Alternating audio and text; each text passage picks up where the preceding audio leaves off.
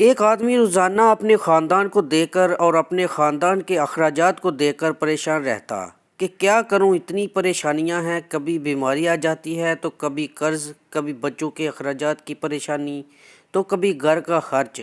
ان سب چیزوں سے پریشان وہ روزانہ اس بات کو سوچتا کہ کیسے پورا کروں یہ سب۔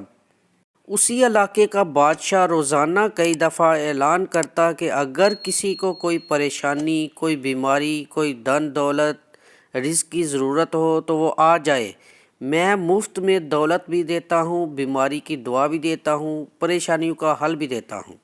بادشاہ دن میں کئی دفعہ اعلان کرتا اور وہ آدمی روزانہ اعلان سنتا بھی تھا لیکن پھر بھی نہ جاتا، اور اگر کبھی چلا بھی جاتا تو جو برتن لے کر جاتا مانگنے کے لیے وہ برتن ہی الٹا رکھتا۔ جلدی میں جاتا کہ کہیں پیچھے میرا وہ کام نہ رہ جائے، یہ کام نہ رہ جائے، اور اسی جلدی میں وہ ان سب چیزوں سے محروم رہ جاتا ہے۔ جانتے ہیں وہ آدمی کون تھا؟ وہ آدمی میں ہوں، وہ آدمی آپ ہیں، وہ آدمی ہم سب ہیں۔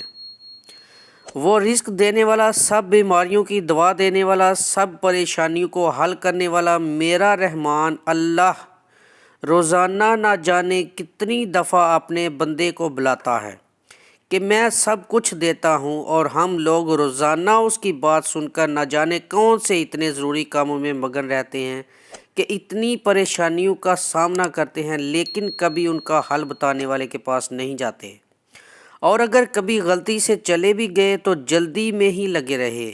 نہ تو ہمیں مانگنے کا طریقہ پتہ ہے اور نہ ہم نے کبھی اپنا برتن سیدھا کیا کہ اس میں کچھ آ جائے۔ کاش ہمیں مانگنے کا طریقہ آ جائے اور وہ عطا کر دے، آمین یا رب العالمین۔